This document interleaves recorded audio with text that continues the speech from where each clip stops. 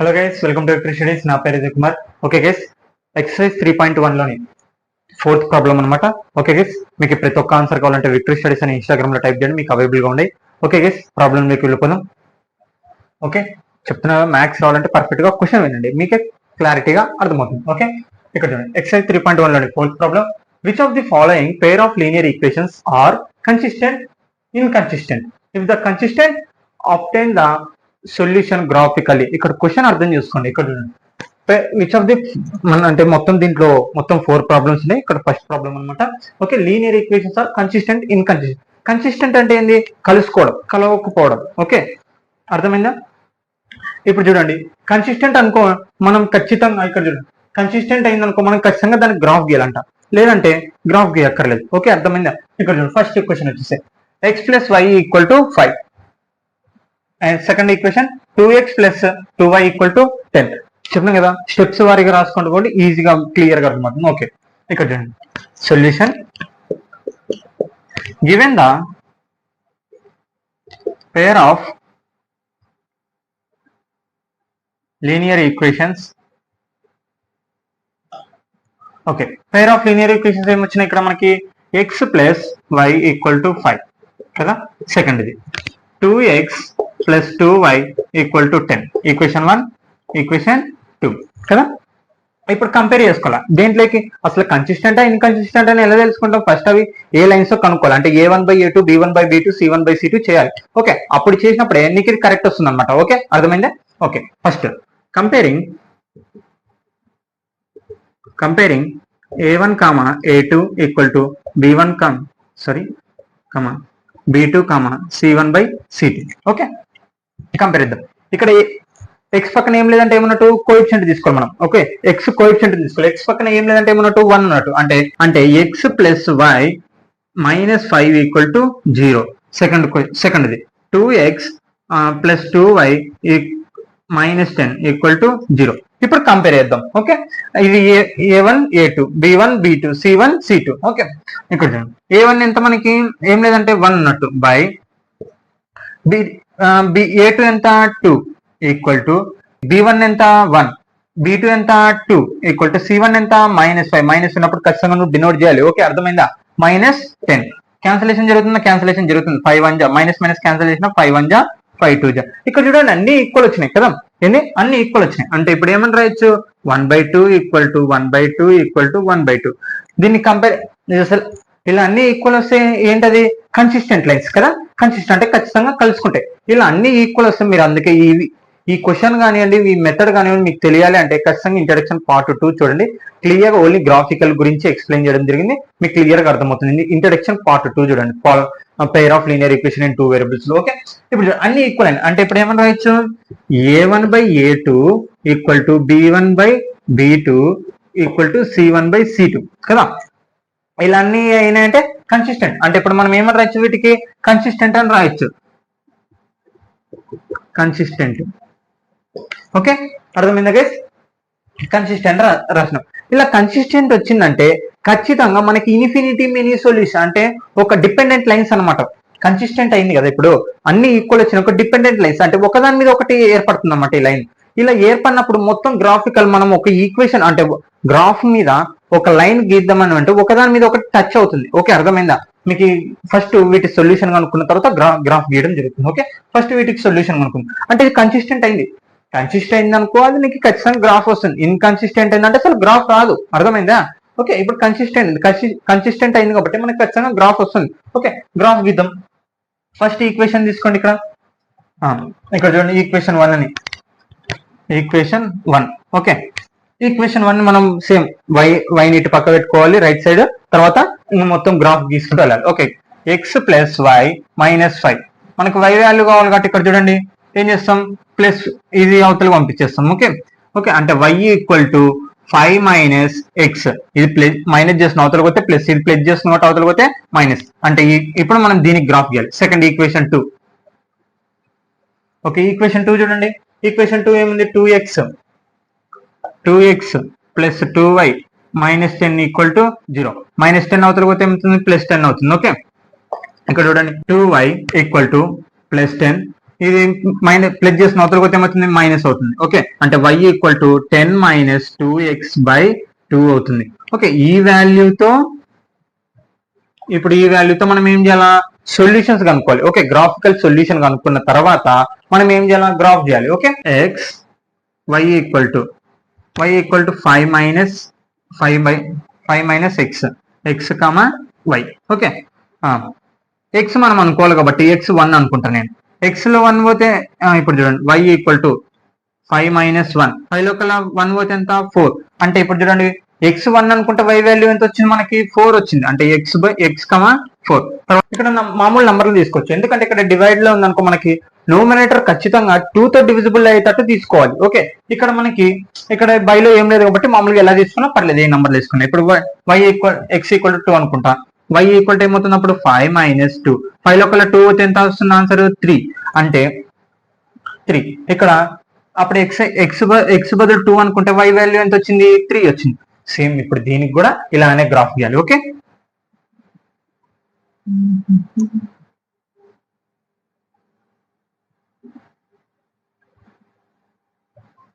Okay ఇప్పుడు next graph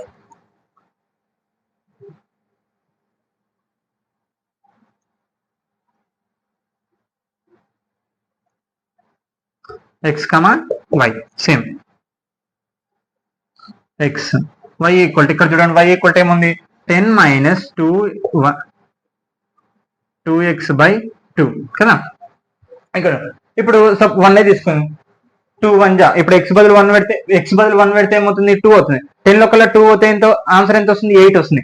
ఇక్కడ 8 అనేది 2 టేబుల్ లో డివిజిబుల్ అవుతుంది అంటే సరిపోతుంది 1 సరిపోతుంది అంటే x equal to 1 10 minus 2 into 1/2 కదా. ఇప్పుడు 10 లో కల్లా 2 పోతే 2 1 జా 2 అంటే 8/2 2 1 జా 2 4 జా అంటే ఆన్సర్ ఎంత వచ్చింది 4 అంటే x బదులు 1 పెట్టుకుంటే మనం y వాల్యూ ఎంత వచ్చింది 4 వచ్చింది అంటే 1, 4. ఓకే తర్వాత 2ని సబ్స్టిట్యూషన్ చేసుకున్నాం మళ్ళీ y ఈక్వల్ టు 2 ఇక్కడ చూడండి 2 2 జా 4 10 లో కల్లా 4 పోతే 6 అనేది 2 టేబుల్ లో డివిజిబుల్ అవుతుంది అంటే సరిపోతుంది. ఓకే 10 మైనస్ 2 ఇంటూ 2/2 ఓకే 10 లో కల్లా 2 2 జా 4 10 6/2 2 1 జా 2 3 జా అంటే ఆన్సర్ ఎంత వచ్చింది 3 వచ్చింది. అంటే x బదులు 2 అనుకుంటే మనకి y వాల్యూ ఎంత వచ్చింది 3 వచ్చింది అంటే 2, 3. ఓకే గైస్ అర్థమైంది కదా. ఇప్పుడు గ్రాఫ్ గీద్దాం. ఓకే గైస్ గ్రాఫ్ గీద్దాం.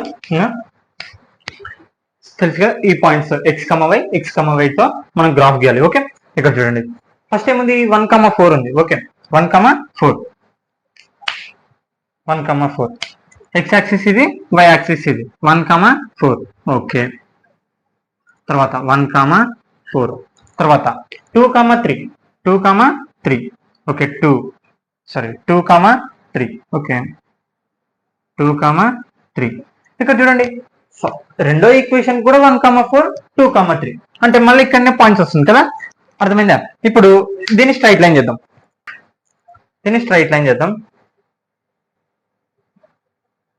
ఫస్ట్ ఈక్వేషన్ కి ఇదే లైన్ మీద వస్తుంది, సెకండ్ ఈక్వేషన్ కి ఇదే లైన్ మీద వస్తుంది అంటే డిపెండెంట్ లైన్స్ అనమాట ఇవి. అంటే ఒకదాని మీద ఒకటి ఏర్పడుతుంది. ఇక్కడ అది కన్సిస్టెంట్ అనుకో గ్రాఫ్ గీయాలి అంతే ఇంకేం లేదు. ఇప్పుడు ఇది కన్సిస్టెంట్ అంటే ఒకే గీత మీద ఇంకో గీత ఏర్పడుతుంది అనమాట. అంటే ఒక ఈక్వేషన్ ఏంది మనకి x plus y minus 5 equal to 0. ఈ రెండో ఈక్వేషన్ ఏంది మనకి 2x plus 2y minus 10 equal to 0. Okay అర్థమైంది కదా. నాది వైట్ బోర్డ్ కాబట్టి కొంచెం ఇబ్బంది అవుతుంది. మీకు గ్రాఫ్ పేపర్ నీట్ గా తీసుకొని గీయండి. ఖచ్చితంగా ఒకదాని మీద ఒకటే లైన్ అనేది ఏర్పడుతుంది. ఇక్కడ ఫస్ట్ దానికి ఏ నంబర్స్ అయితే వచ్చినాయి సెకండ్ దానికి కూడా అవే నంబర్స్ వచ్చినాయి కాబట్టి సేమ్ ఒకదాని మీద ఒకటి లైన్ ఏర్పడుతుంది అనమాట.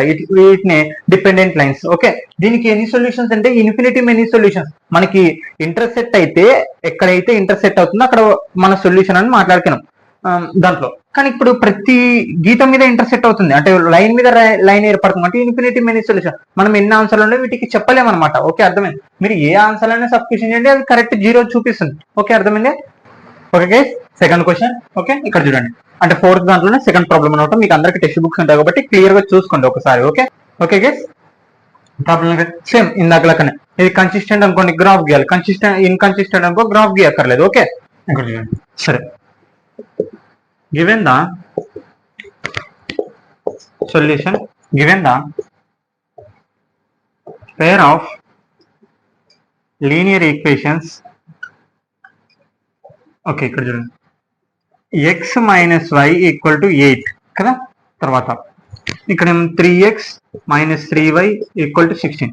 ఇప్పుడు ఫస్ట్ వీటిని మామూలు ఈక్వేషన్ లెక్క చేంజ్ చేయాలి. అంటే ఎస్సీ ఇక్కడ నంబర్స్ యూతలు పంపించుకోవాలి, అంటే కాన్స్టెంట్ లెక్క పంపించుకోవాలి. ఓకే ఇక్కడ x మైనస్ వై ఇక్కడ ప్లస్ 8 యూతలకు వస్తే ఏమవుతుంది -8 అంటే equal to 0, equation number 1. Okay తర్వాత ఇక్కడ చూడండి 3x మైనస్ 3y ఇది ప్లస్ 16 యూతలకు వస్తే ఏమవుతుంది -16 equal to 0, equation number 2.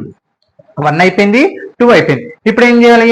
Comparing a1/a2 b1/b2 c1/c2 లెక్క చేంజ్ చేయాలి. ఒకవేళ కన్సిస్టెంట్ కో ఇన్కన్సిస్టెంట్ అనుకుంటే గ్రాఫ్ గీయగలుగుతాం. ఓకే ఇప్పుడు చూడండి comparing a1 a1 b1/b2 c1/c2. Okay compare చేద్దాం. ఇక్కడ చూడండి x కోఎఫిషియంట్ ఏం లేదంటే ఏమున్నట్టు 1 ఉన్నట్టు, 1/x a2 ఎంత 3 ఈక్వల్ టు b ఎంత మనకి b1 1 ఇక్కడ -1. ఓకే b2 ఎంత -3 minus cancel. Okay equal to c1 ఎంత -8 c2 ఎంత -16 మైనస్ క్యాన్సల్ 8 1 జా 8 2 జా. ఇక్కడ చూడండి 1/3 ఈక్వల్ టు 1/2 వచ్చింది. ఇక్కడ చూడండి అంటే ఇప్పుడు ఏమని రాయొచ్చు మనం 1/3 equal to 1/3 not equal to 1/2 కదా, ఇక్కడ 1/2 వచ్చింది మనకి. అంటే ఇక్కడ చూడండి ఒకటి ఈక్వల్ టు ఒకటి నాట్ ఈక్వల్ టు, ఇలా ఒకటి ఈక్వల్ టు ఒకటి నాట్ ఈక్వల్ టు అంటే ఏం చెప్పినాం ప్యారలల్ లైన్స్ అన్నమాట. మీకు ఇది పర్ఫెక్ట్ గా అర్థం అవ్వాలంటే ఇంట్రడక్షన్ పార్ట్ 2 చూడండి. Okay pair of linear equation clear గా అర్థమవుతుంది. ఓకే అంటే ఇలా ఒకటి ఈక్వల్ టు ఒకటి నాట్ ఈక్వల్ టు వచ్చిందంటే ప్యారలల్ అంటే మనకి కన్సిస్టెంట్ అనేది ఇన్కన్సిస్టెంట్, ఎందుకంటే ఇది ప్యారలల్ అంటే కలుసుకో ఎప్పటికీ. ప్యారలల్ అంటే ఏంది, ఎప్పటికీ ఆ గీతలు అనేది కలుసుకో, ఒక స్ట్రైట్ గా వెళ్తుంది తప్ప ఎక్కడ కలుసుకో అంటే కన్సిస్టెంట్ అవ్వదు అనమాట. ఓకే అర్థమైందా? అంటే ఇప్పుడు ఇది ఏమని రాయొచ్చు ప్యారలల్ అని రాయొచ్చు. Okay parallel lines. Okay parallel lines అంటే ఇప్పుడు దీనికి ఇప్పుడు చూడండి ప్యారలల్ లైన్స్ కాబట్టి ఇది కన్సిస్టెంట్ కాదు. అంటే the pair of linear equation ఏమని రాయొచ్చు ఇన్కన్సిస్టెంట్ అని రాయొచ్చు. ఏమని రాయొచ్చు ఇన్కన్సిస్టెంట్ అని రాయొచ్చు. తర్వాత ఇంకొక విధం నో సొల్యూషన్స్, ఇది ఇన్కన్సిస్టెంట్ అంటే సొల్యూషన్ అనేది ఉండదు. అంటే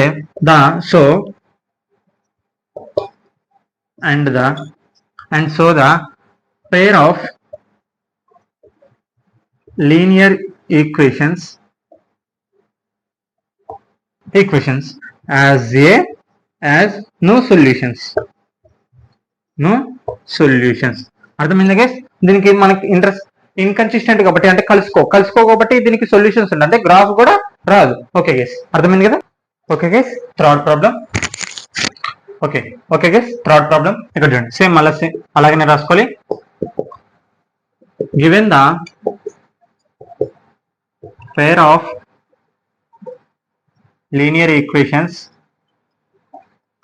ఓకే ఇక్కడ చూడండి ఈ క్వశ్చన్ లో మాత్రం మనకి సి అవతల పంపించారు కాబట్టి డైరెక్ట్ రాసుకుంటాం. Okay 2x plus y minus 6 equal to 0, తర్వాత 4x minus 2y minus 4 equal to 0. Comparing a1/a2 b1/b2 c1/c2. Okay అర్థమైందా? ఇప్పుడు తర్వాత ఏం చేయాలి, మన కోఎఫిషియంట్లు కనుక్కోవాలి. ఓకే ఇక్కడ ఏ ఎంత మనకి 1 సారీ ఏ ఎంత మనకి 2 బై a2 ఎంత 4 ఈక్వల్ టు b1 ఇక్కడ b1 ఎంత ఏం లేదంటే కోఎఫిషియంట్ 1, ఇక్కడ b2 ఇక్కడ -2 ఇక్కడ మైనస్ ఉన్నప్పుడు ఖచ్చితంగా డినోట్ చేయాలి మీరు. ఓకే c1 ఎంత -6 c2 ఎంత -4 మైనస్ క్యాన్సిలేషన్ జరుగుతుంది. ఏమన్నా 2 1 జా 2 2 జా, ఇక్కడ 2 2 జా 2 3 జా. ఇక్కడ చూడండి 1/2 equal to 1/-2 equal to c1 3/2. ఇక్కడ ఏదన్నా ఈక్వల్ ఉంది, ఇక్కడ 1/2 ఇక్కడ 1/2 ఉంది అనుకోవచ్చు, కానీ ఇక్కడ మైనస్ ఉంది అంటే నాట్ ఈక్వల్ టు ఇలా అన్ని నాట్ ఈక్వల్ టు అంటే ఏమి కన్సిస్టెంట్ అవుతుంది కదా. దీనికి ఎన్ని సొల్యూషన్స్ ఉన్నాయి, ఓన్లీ 1 సొల్యూషన్ మాత్రమే. మీరు ఇది క్లియర్ గా అర్థం కావాలంటే ఇంట్రడక్షన్ పార్ట్ 2 చూడండి. a1/a2 not equal to b1/b2 not equal to c1/c2. ఏంది కన్సిస్టెంట్ అవుతుంది. దీనికి ఎన్ని సొల్యూషన్స్ వస్తుంది, ఓన్లీ 1 సొల్యూషన్ మాత్రం అవుతుంది. ఇంటర్సెక్టింగ్ లైన్స్ అనమాట ఇవి. ఓకే ఇప్పుడు చూడండి ఇంటర్సెక్టింగ్ లైన్స్ కాబట్టి ఇప్పుడు మనం ఇప్పుడు ఏమని రాయొచ్చు, ఇంటర్సెక్టింగ్ అంటే కన్సిస్టెంట్ ఇన్కన్సిస్టెంట్ కన్సిస్టెంట్ అవుతుంది మనకి. Okay, the given pair of linear equations ఏమని రాయొచ్చు మనం, కన్సిస్టెంట్ అని రాయొచ్చు కదా, కన్సిస్టెంట్ అని రాస్తుంది. ఓకే, అర్థమైందా? ఇప్పుడు కన్సిస్టెంట్ అయింది కాబట్టి మనం ఏం చేయాలి, గ్రాఫ్స్ తయారు చేయాలి. ఓకే, ఇక్కడ ఫస్ట్ ఈక్వేషన్ ఇక్కడ చూడండి, మనకు y వాల్యూ కావాలి కాబట్టి ఇక్కడ చూడండి y వాల్యూ కావాలి కాబట్టి ఏముంది, 2x plus y minus 6 equal to 0. అంటే ఇప్పుడు ఏమవుతుంది, y ఈక్వల్ టు మైనస్ 6 అవతల పోతే ప్లస్ 6, ఇది మైనస్ 2x. ఓకే, అంటే y ఈక్వల్ టు ఎంత వచ్చింది, 6 మైనస్ 2x వచ్చింది. సేమ్ రెండో ఈక్వేషన్ కూడా ఇక్కడ సేమ్, మళ్ళా సెకండ్ ఈక్వేషన్ ఇక్కడ 4x మైనస్ 2y ఏముంది, మైనస్ 4 ఈక్వల్ టు 0 కదా. ఇక్కడ చూడండి మనకి y వాల్యూ కావాలి సేమ్. ఇప్పుడు ఇది మైనస్ చేస్తున్న అవతల పోతే ఏమవుతుంది, ప్లస్ అవుతుంది కాబట్టి ఇక్కడ చూడండి ఈక్వల్ టు అవతల పోతే 2y ఈక్వల్ టు, ఇంకా మిగిలినది అట్లనే రాస్తున్నాం 4x మైనస్ 4. ఓకే, ఇక్కడ మనకి 2 అనేది ఏం చేస్తుంది, ఇంటూ చేస్తుంది, అవతల పోతే ఏమవుతుంది, డివైడెడ్ బై అవుతుంది కదా. అంటే y equal to 4x minus 4/2. ఇక్కడ చూడండి నేను కామన్ ఏం తీస్తానంటే, ఇక్కడ పైన 4 ఉంది, 2 టేబుల్ కామన్ తీస్తాను. Okay, 2 table. ఓకే, అర్థమైందా, ఏం టేబుల్ తీస్తాను, 2 టేబుల్ కామన్ తీస్తాను. మళ్ళీ ఇక్కడ ఏమొస్తుంది, 2 2 జా 4 కాబట్టి 2x మైనస్ 2/2. ఇది క్యాన్సిల్ అయిపోతుంది. అంటే అప్పుడు y ఈక్వల్ టు ఏమొస్తుంది, y equal to 2x minus 2. అర్థమైందా గైస్, ఇది y అంటే ఈక్వేషన్ 2 వాల్యూ. ఇది అర్థమైందా, ఇక్కడేమో 2 టేబుల్ కామన్ తీసినాను, అందుకే 2 2 ఇక్కడ మళ్ళీ ఇవన్నీ ఇంటూ చేయండి, ఖచ్చితంగా నెంబర్ వస్తుంది. 2 2 జా 4x మైనస్ 2 2 జా 4. ఓకే, డినామినేటర్ ఇది క్యాన్సిల్ అయింది. అప్పుడు y equal to 2x minus 2. ఇప్పుడు వీటికి కన్సిస్టెంట్ కాబట్టి మనం గ్రాఫ్ గీయాలి కాబట్టి వాల్యూస్ కనుక్కోవాలి. Okay, x first equation y equal to 6 minus 2x, తర్వాత x y. ఓకే, తర్వాత ఇప్పుడు చూడండి వాల్యూస్ అనుకుందాం, మన ఇష్టం. ఇక్కడ డినామినేటర్ లో ఏం లేవు, డినామినేటర్ లో వాల్యూస్ ఏం లేవు కాబట్టి మనం ఏం కనుక్కోవచ్చు, డైరెక్ట్ వాల్యూస్ కనుక్కోవచ్చు. ఓకే ఓకే 1 అనుకుందాం, 1 y equal to 6 minus 2 into 1. ఇక్కడ చూడండి 2 1 జా 2, అంటే 6 లో కల్లా 2 పోతే ఎంత వస్తుంది, ఆన్సర్ 4 వస్తుంది. అంటే 1 equal to x equal to 1 అనుకుంటా, y ఈక్వల్ టు ఎంత వస్తుంది, 4 వస్తుంది. ఓకే, మళ్ళీ 2 అనుకుందాం, y equal to 6 minus 2 into 2, 2 2 జా 4, 6 లో కల్లా 4 పోతే ఎంత వస్తుంది, 2 వస్తుంది. అంటే x బదులు 2 అనుకుంటే ఆటోమేటిక్గా y కూడా ఏమొస్తుంది, 2 వస్తుంది. ఇలా చేసిన రెండు ఒక స్ట్రైట్ లైన్ ఏర్పడానికి 2 ఈక్వేషన్లు అయితే సరిపోతుంది, అంతకు మించి ఎక్కువ అక్కర్లేదు. ఓకే, అర్థమైందా? Same second equation 1 the, equation 2 the. Okay, same x y ఎంత వచ్చింది మనకి, ఇక్కడ y equal to 2x minus 2, x y. Okay, ఇవంతా y వాల్యూలు అనుకునేది. ఓకే, ఇప్పుడు చూడండి x 1 y equal to 2x 1 minus 2, 2 1 జా 2, 2 లో కల్లా 2 పోతే ఆన్సర్ ఎంత వస్తున్నప్పుడు 0 వస్తుంది కదా. అంటే x బదులు 1 అనుకుంటే ఎంత వచ్చింది ఆన్సర్, y 0 వచ్చింది. ఇప్పుడు ఒకవేళ ఇక్కడ కూడా 2 అనుకుందాం, అంటే y equal to 2 into 2 minus 2 equal to, ఇక్కడ 2 2 జా 4, 4 లో కల్లా 2 పోతే ఆన్సర్ ఎంత, 6, 4 లో కల్లా 2 పోతే ఆన్సర్ ఎంత, 2. అంటే x ఈక్వల్ టు 2 అనుకుంటే y ఈక్వల్ టు కూడా 2 వస్తుంది. ఓకే, అర్థమైందా గైస్? ఇక్కడ క్లియర్ గా ఇప్పుడు ఈ పాయింట్స్ తో గ్రాఫ్ గీయాలి. ఓకే ఓకే గైస్, గ్రాఫ్ గీద్దాం. ఇంకా ఇక్కడ చూడండి 1 4, ఫస్ట్ ఇది ఏముంది 1 4, అంటే 1 x యాక్సిస్ ఎంత 1, y ఎంత 4, అంటే 1 4. తర్వాత 1 4, తర్వాత 2 2, అంటే ఇక్కడ చూడండి 2 2, x యాక్సిస్ 2 y యాక్సిస్ 2, అంటే ఎడ్జ్ ఇక్కడ దాకుతుంది. ఓకే, 2 2. తర్వాత 1 0, 1 0, x యాక్సిస్ ఎంత 1, అంటే 0, అంటే ఇక్కడ పాయింట్ వస్తుంది 0 2 0. తర్వాత 2 2, మళ్ళీ 2 2, మళ్ళీ ఇక్కడ కూడా 2 2 ఉన్నాయి. ఓకే, 1 0. ఇప్పుడు చూడండి వీటికి మనము లైన్స్ గీయాలి, అంటే ఇలా ఒక యాక్సిస్ పోతుంది, ఇలా యాక్సిస్. ఓకే, x యాక్సిస్ లో వెళ్తుంది. ఓకే, లైన్ గీద్దాం. ఇది ఫస్ట్ ఈక్వేషన్. ఓకే, ఇప్పుడు మళ్ళీ సెకండ్ ఈక్వేషన్. మీకు స్కేల్ పెన్సిల్, నాది వైట్ బోర్డ్ కాబట్టి కొంచెం ఇబ్బంది ఉంటుంది, మీ స్కేల్ పెన్సిల్ వాడండి, నీట్గా వస్తుంది. ఓకే ఓకే గెస్, ఇక్కడ చూడండి ఎక్కడ ఇంటర్సెక్ట్ అయింది మొత్తం 2, అంటే మన సొల్యూషన్ ఏంది 2, అర్థమైందా గైస్? ఇక్కడ చూడండి కరెక్ట్, ఇక్కడ ఇంటర్సెక్ట్ అయింది. మీరు ఖచ్చితంగా నీట్ గా గీయండి, వైట్ బోర్డ్ బట్టి కొంచెం ఇబ్బంది ఉంటుంది, మీరు నీట్ గా రాసుకోవచ్చు. ఓకే, ఇక్కడ ఫస్ట్ ఈక్వేషన్ ఏం ఈక్వేషన్ ఇది 2x + y - 6 = 0. Second equation 4x - 2y - 4 = 0. అంటే ఎక్కడ రెండు టచ్ అవుతుంది 2, 2 టచ్ ఉంది.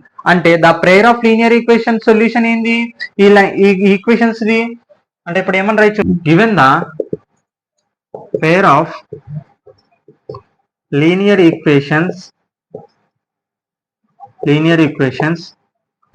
as solutions